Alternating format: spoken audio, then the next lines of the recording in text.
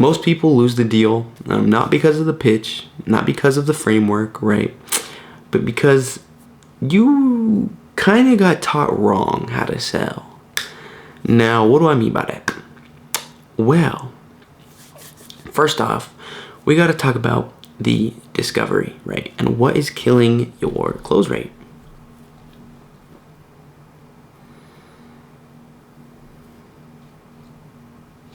Number one, you are pitching way too early. All right. Now, in this book called Gap Selling by Keenan, I forgot his last name, so we're going to call him Keenan. It says that if you pitch too early, then that literally jeopardizes your whole sale, right? Let's just say you're on a call, right? And you don't do a long enough discovery, and you don't ask enough good questions to find out their intrinsic beliefs. Then that will kill your sale, right? Because you're pitching something to pain points that you think they have, right? And that you think that you already know everything about them, right? But what if their actual pain points, they don't even know what they are, right? And that is your job to figure it out. But you didn't figure that out because you started pitching way too early.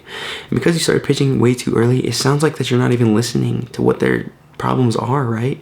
You need to be in there really digging into those questions, diving deeper, asking them what is hurting your business, what is hurting you from making more money, right? Really diving deep, right? Or I'm just saying in this case for e-com, but whatever you're selling, you really need to dive deep, right, into why they are doing, why they're on that call with you, right? And just why in general, what is causing their pain. If you pitch too early, you're gonna lose that sale. And especially if it's a long sales process, you are cooked. Why? Because you're gonna spend so much extra time that you didn't have to trying to close a deal that was already lost at the beginning of the sales cycle, right? So why waste all your time whenever all you need to do is just fix a few things to help you to close more deals, right? And that first one is stop pitching way too early, right? It is really hurting you.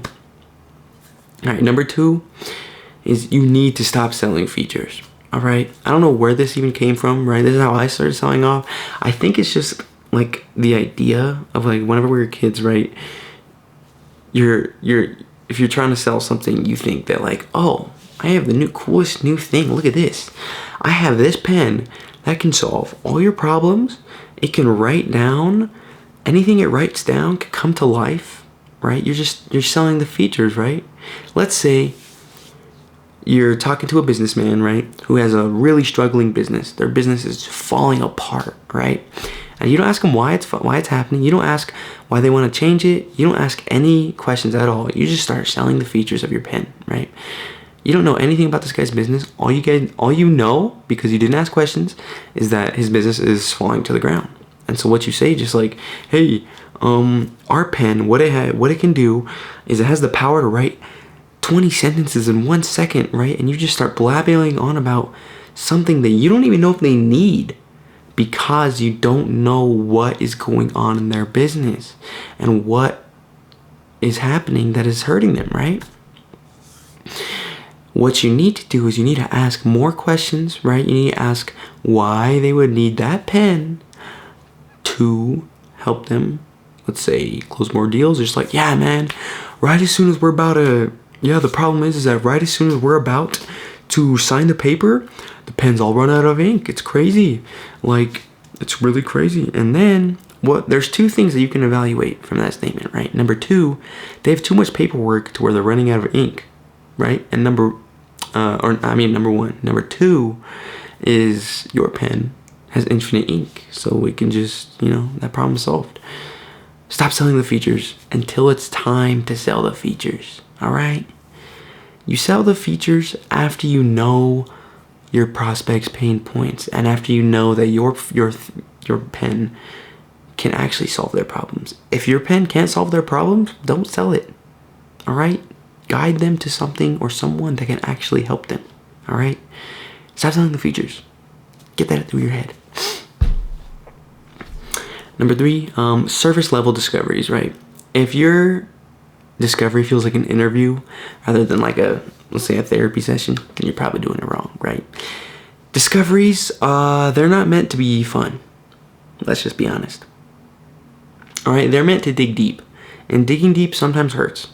Digging deep sometimes has to do with the prospects facing the truths of what's actually hurting them, right? And you uncovering those problems,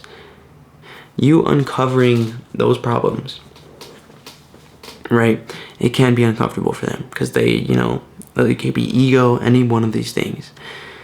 But you need to dig really deep. If it sounds like an interview, then you're doing it wrong. You need to dig way deeper, and you need to dive into their intrinsic motivation and why they want to succeed in their business or whatever they're doing. I keep saying business. I'm just gonna stick with it for this video.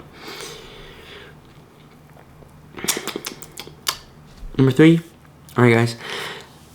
So we're gonna talk about a little bit about the discovery, right? We gotta have a discovery where it seems like we're kind of reading their mind. So we need to ask layered questions, right? So a few examples of this are, I wrote them down. What made you take this call today? What's the real cost of staying where you are? Is that cost worth? Sorry, guys. But let's see. I'm just gonna throw out an objection handler or an objection solver for that statement right there, right? So what's the real cost of staying where you are, right? And then they say that, and then you can then follow up by saying, is staying where you are really worth $5,000? You know what I'm saying? Let's just say it's $5,000. And if they say yes, then, well, I guess they don't want to change their life. But if they say no, then they're like, okay, well, the place where I want to go, making $100,000 per month, I can get there by paying $5,000 one time. I want to stay where I'm at? See, doesn't make sense. And you wouldn't find that out unless you had a good discovery. Alrighty, and for another question, it's what happens if you don't solve this? Right? What happens if you don't solve this problem? What happens in your life? How does your wife think about that? How does your husband think about that? How does what happens to your kids, right? Do you have to spend more time taking them to work? Can't buy them chauffeurs anymore? So essentially, you just gotta dig more deeper, guys. Alright, number 3. We're not number 3, we're on number 5, but that's besides the point. You need to be building pain, right? You need to build pain throughout that whole call, right? Like I said, this discovery is meant to be kind of uncomfortable because you're digging deep, right? So you're finding out their pain. You're letting them know that that pain is there, right? You're letting them feel that pain. And what makes that pain go away? Their desired future state, where they're like, oh, I want to be here making more money where all these problems are solved. And how do I get this pain to go away? Your solution that solves that pain, and your solution better solve that pain, right? Boom. Your solution solves that pain and gets them to that future state. So then, boom, that is worth the value. That is how you provide value, right? So people move faster away from pain rather than pleasure, right? They move. Once someone feels pain, they run, right? They don't want to feel pain. So it's going to get uncomfortable, but you need to get uncomfortable, right? And then you need to tie your offer directly to the pain that they're experiencing.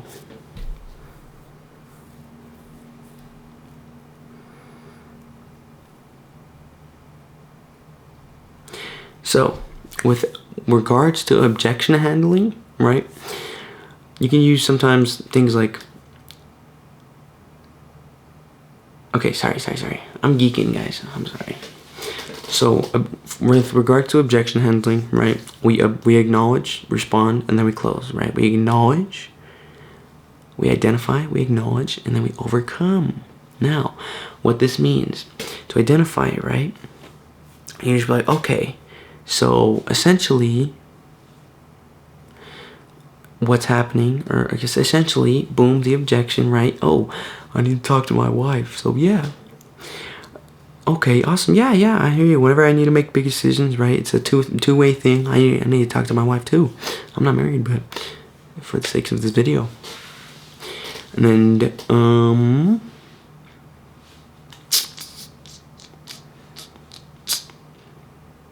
right? So identify, acknowledge, overcome, right? So you're acknowledging their pain, right?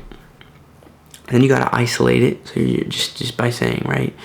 Just like, so is it really that you need to talk to your wife? Because usually when people say that, it's just a smoke screen. And then if they say, yeah, I really need to talk to my wife, right? We have 2 bank accounts, or we have connected bank accounts, so we need to make 2 decisions, right?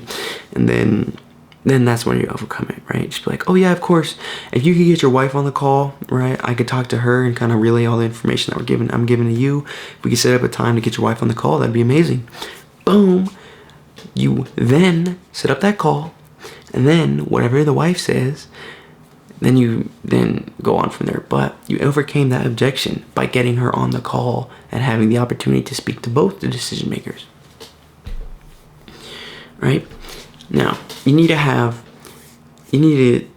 stay consistent with your follow-ups, right? You need to have consistent discipline throughout your pipeline, right? You need to be following up every single day. I know following up sucks, but you need to do it, all right? Following up, you need to do it. It is really important. Is how you close way more deals and improve your close rate, right? And now, for one that you guys always hear about, are you ready for this one? Mindset. I know. Cliche, right? But it's true. Mindset is super important when you are trying to close more deals, right? Let's say you go a week without closing one deal, the rent's due in 2 weeks, and you're just panicking, right? You need to have a strong mindset. Just be like, hey, tomorrow's a new day. We're going to crush it. We're going to kill it. We're going to help these people out. No matter what's going on in your life, have that focus of, hey, we're going to help these people out, right? Having rent due, that's a really stressful situation, right? And the fact that you're not closing deals and that you're relying strictly on your commission, that could be a really stressful situation, right? And if you go into a call leading with that stress, leading with that, I forgot what the word is.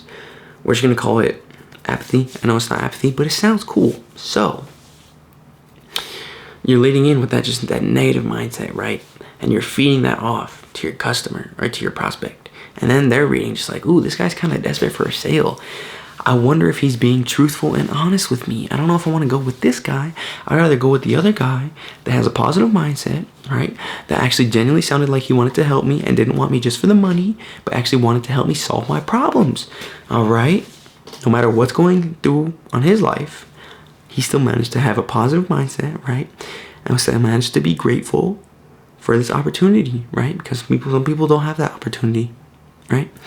So that, my friends, is how to close more deals that it feels borderline illegal. The El Chapo of closing deals. That is what they call me.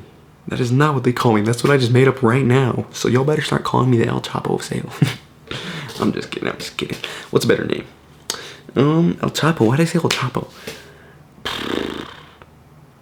The president of sales.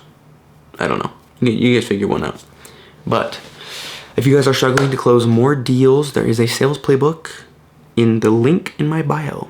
You guys can get that and it'll help you to close more deals. But I hope this video was very helpful and was very fruitful for you. If you have any tips, improvements, anything that I should improve on, let me know.